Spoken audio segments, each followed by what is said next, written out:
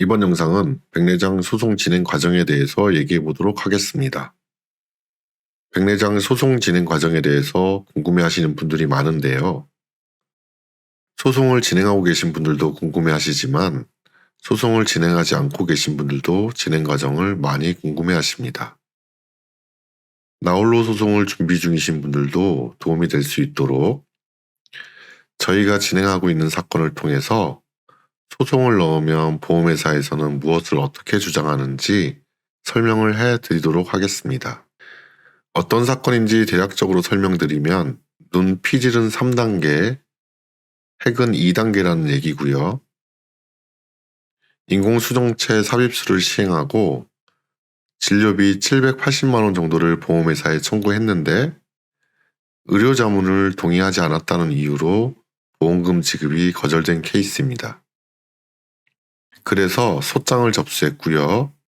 상대방 보험회사에서도 답변서를 보내왔습니다. 보험회사에서 주장하는 내용은 예상했던 그대로이고요. 크게는 3가지입니다. 첫 번째는 백내장이 아니다.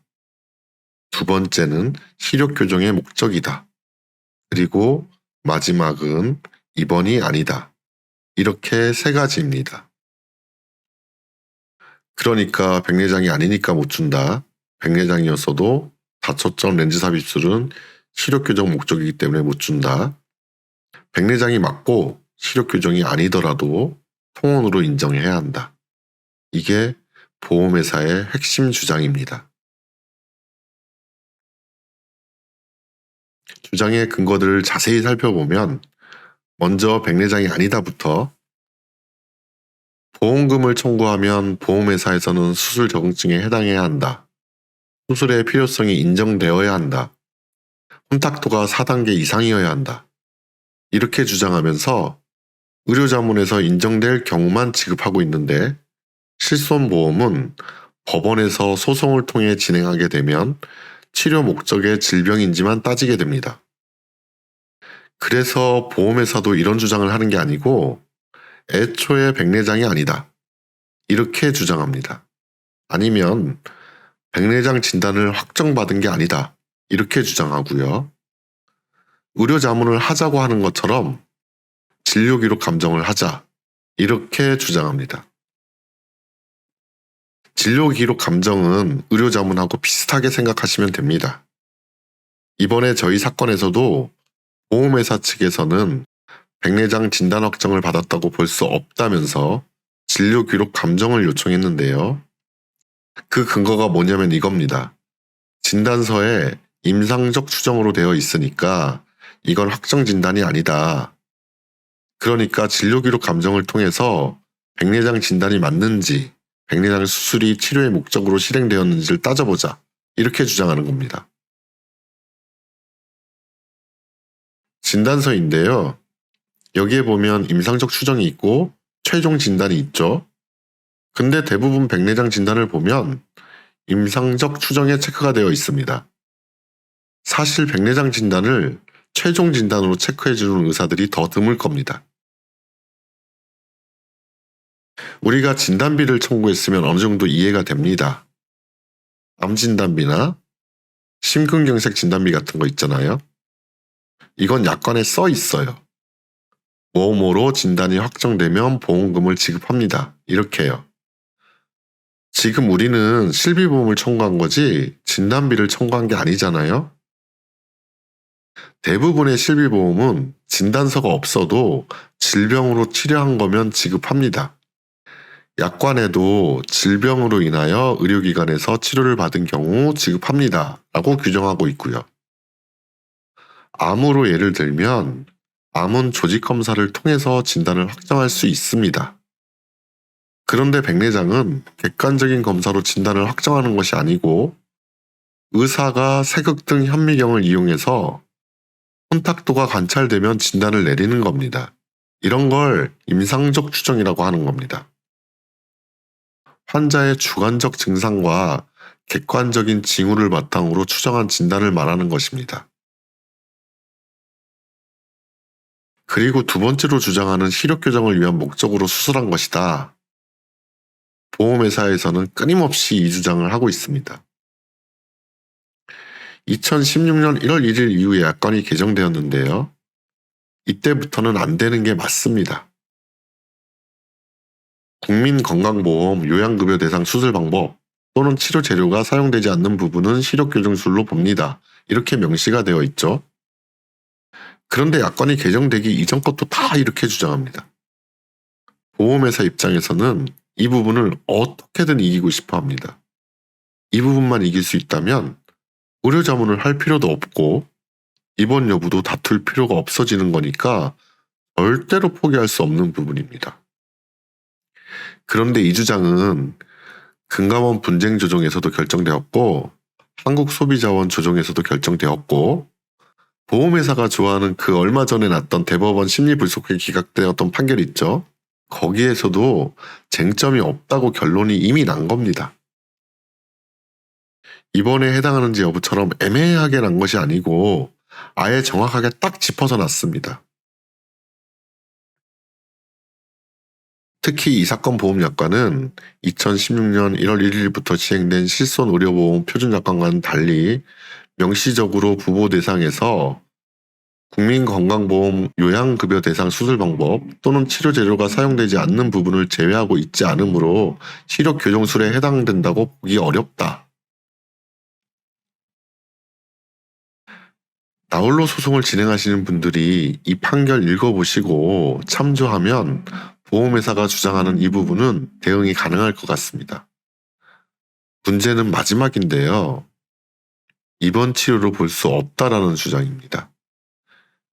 이 부분이 이 백내장 사건이 가지고 있는 핵심입니다.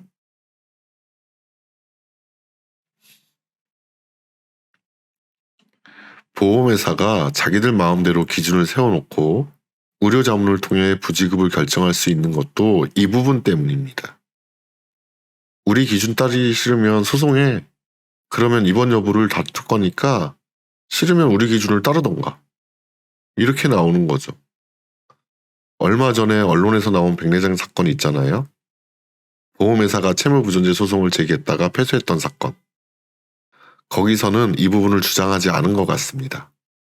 몰라서 주장하지 않은 게 아니고 이 부분을 빼고 판결을 받으면 더 좋기 때문에 주장하지 않은 것 같습니다.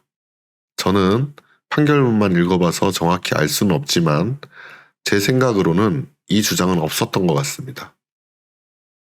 결국 보험회사가 패소했고 현재 항소 들어가서 2심 진행 중인 것으로 알고 있는데 아마 2심에서는 이 부분을 가지고 따질 것 같습니다.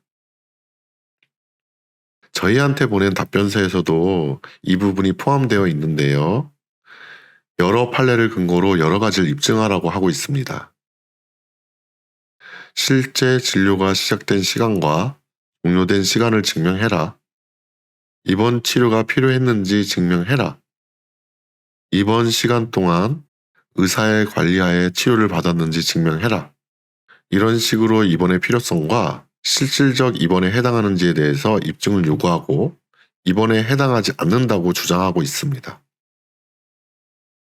보험회사는 입원을 하여 치료를 받은 경우 입원 의료비를 보상한다는 약관의 내용을 근거로 입원에 해당하느냐 아니냐를 따지는데 제가 생각하는 본질은 피보험자가 입원 치료비를 냈냐, 통원 치료비를 냈냐를 생각해야 한다고 봅니다. 보험회사와 병원 간의 소송에서는 6시간 미만을 입원했더라도 입원 의료비를 받는 것이 정당하다라고 계속 판결이 나고 있는데 그렇다면 보험계약자는 입원 의료비를 병원에 지불하고 보험회사에는 통원 의료비로 지급을 받아야 하는 코미디 같은 일이 생기는 것입니다. 일반적으로 우리가 실비보험을 가입할 때 실비보험이 뭐라고 생각을 하고 보험을 가입합니까? 우리가 병원에 낸 의료비를 돌려받는 보험으로 생각하고 가입하지 않습니까?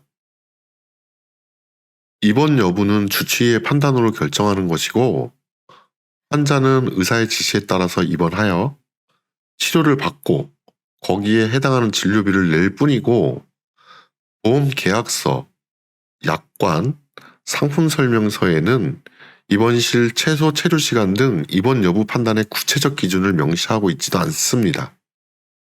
실손 의료비 보험에서 보장하는 내용이 입원 의료비와 통원 의료비이고, 그렇다면 가장 중요한 것이 입원과 통원이라고 할 수 있습니다. 그럼에도 약관, 청약서, 상품 설명서 그 어디에도 구체적인 기준에 대해서 설명하고 있지 않습니다. 우리 법원에서는 보험회사의 설명 의무를 엄격히 규정하고 있습니다. 구체적인 설명을 요구하고 있으며 그 입증도 보험회사 측에서 지도록 판결하고 있습니다. 또한 약관의 문구가 애매할 경우 작성자에게 불리하게 해석되도록 하고 있습니다. 약관의 내용이 명백하지 않거나 의심스러운 때에는 고객에게 유리하게 해석하는 것이 타당하다고 할 것인데, 이 사건 각 보험계약에 적용되는 표준약관에는 입원을 의사가 피보험자의 질병 또는 상해로 인하여 치료하다고 인정한 경우로서 자택 등에서 치료가 곤란하여 병원, 의료기관 또는 이와 동등하다고 인정되는 의료기관에 입실하여 의사의 관리를 받으며 치료에 전념하는 것으로 정의하고 있을 뿐, 수술을 받고 6시간 미만 관찰 후 당일 귀가 또는 이송하는 경우가 배제된다고 규정되어 있지 않는 것으로 보이는 점 등에 비춰 볼 때 더 나아가 살펴볼 필요 없이 이유 없다. 백내장 소송에서 보험회사가 주장하는 내용을 살펴봤는데요. 설명드린 3가지 내용이 핵심이고 크게 벗어나지는 않을 겁니다.